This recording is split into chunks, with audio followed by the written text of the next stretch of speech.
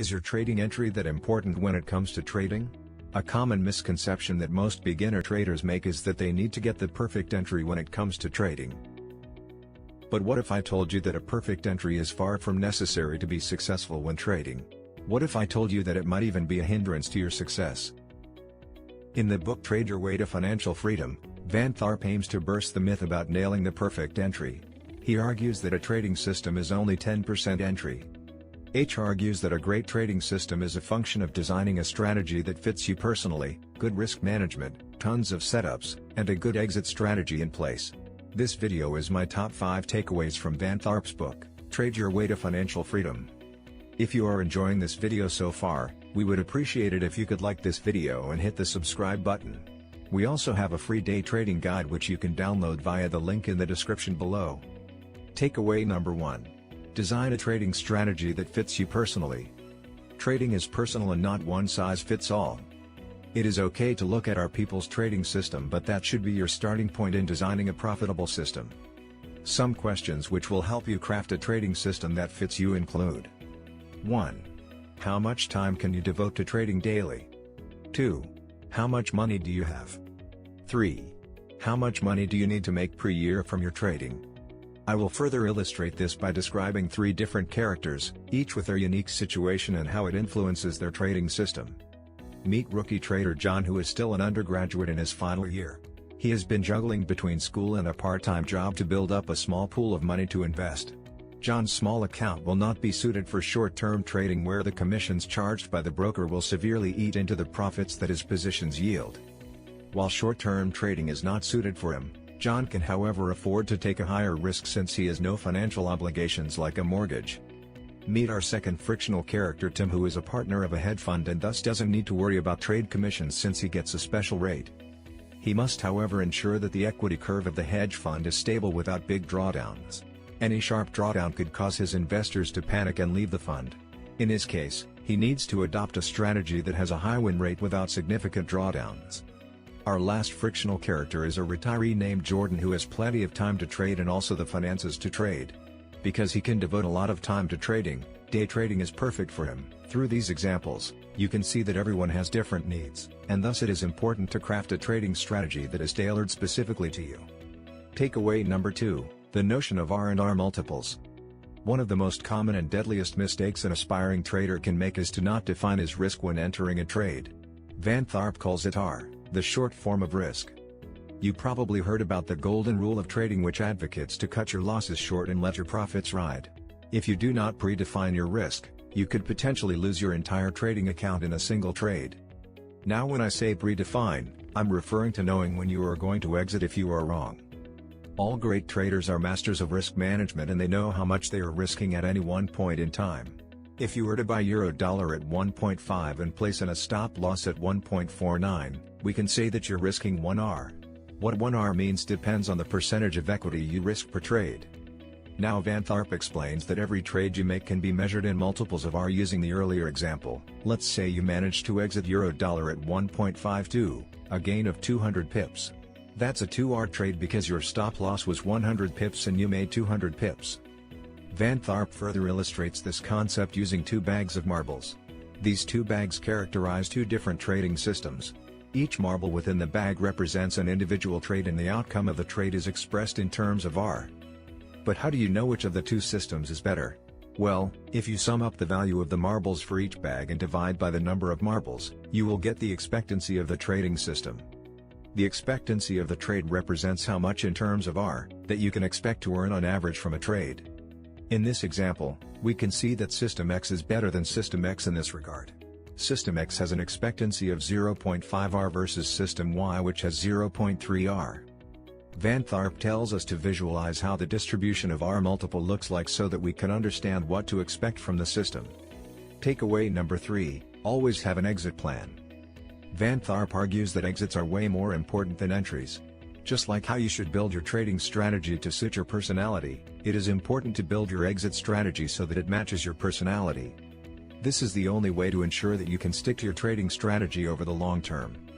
Could you handle being wrong 10 times in a row? Many profitable systems yield big profits but take frequent small losses.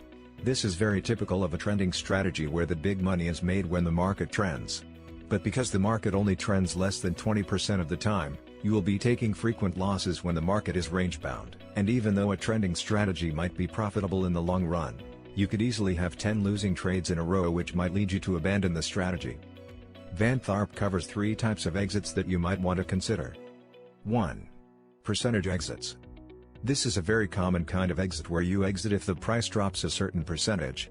If you read the classic book How to Make Money in Stocks by William O'Neill, he talks about cutting your losses when a stock declines more than 7% from your entry price.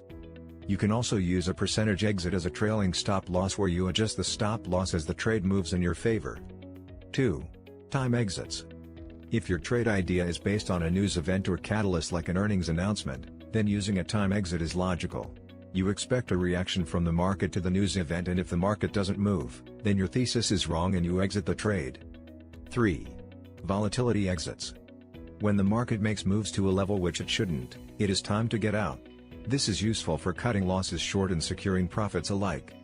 Now, no matter which exit strategy you pick, losses are unavoidable. Rather than avoid it, seek to manage it and keep your losses small. Takeaway number 4, you need opportunities, tons of it. Knowing your expectancy and how much you can make in terms of ARR per trade is good. But Van Tharp accurately points out that there must be tons of opportunity if you want to make good money. After all, there is no point in having a high ARR trading system if it only gives one setup a year. This is what Van Tharp calls expect unity. Let's return to the 2 bags of marbles from takeaway number 2. Now, considering what we just discussed, which of these 2 systems will be more profitable? Let's say that System X has very stringent rules and thus only trades on average once a week. As a result, you can only expect to profit 26 ARR yearly since the expectancy per trade is 0.5.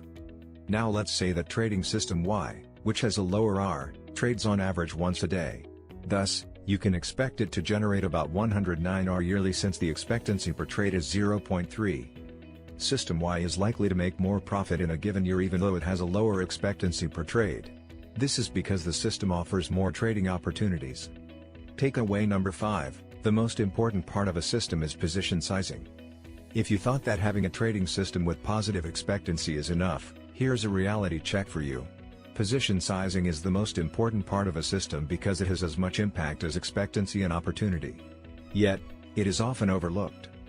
To demonstrate the importance of position sizing, we will return to the bag of marbles that represents System X, except that this time, I want to introduce 3 traders into the example: Tim the risk taker, Rachel the fixed-minded and conservative Lee.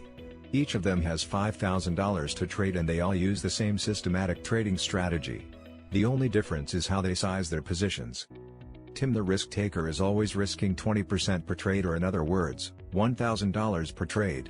He lives by the motto, go big or go home. Rachel the fixed-minded wants to keep things simple. She always risks 2% or $100 per trade and does not adjust this as her account balance grows or declines. Conservatively applies the percentage risk model taught by Van Tharp. She always risks 3% of her equity on any given trade. In this case, since she has a capital of $5,000, she risks $150 per trade.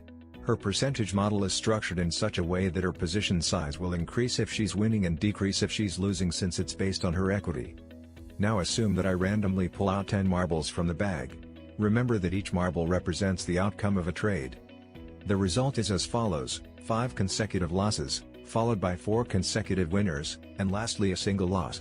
To keep things simple, suppose that each win is a 2R multiple or gain and each loss is just a single R loss. Notice that between the 3 traders who are using the same exact trading strategy, got vastly different results just by applying different position sizing. Tim the risk taker lost all of his capital by the time the trading system started producing winners.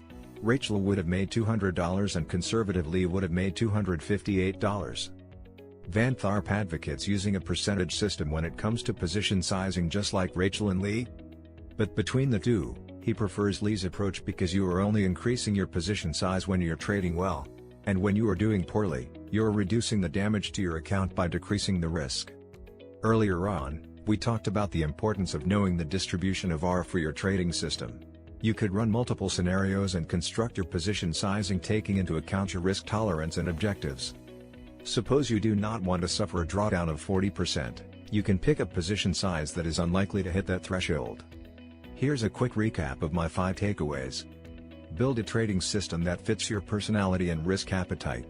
Always be sure to predefine your risk R and evaluate your trading system in terms of R multiples. Having an exit strategy that maximizes your returns and matches your personality is also important. When deciding between trading systems, consider both expectancy per trade and number of opportunities, since a high expectancy system may not necessarily yield the best results if there aren't enough trading opportunities. Lastly, position sizing is the most overlooked aspect of trading, but it can make or break your trading system. Remember that traders often take a perfectly good and profitable system and ruin it by not managing risk well. If you enjoyed this video, please hit the like button and subscribe to our channel. We have many other Forex videos that are created to help you become a better trader. Thanks for watching.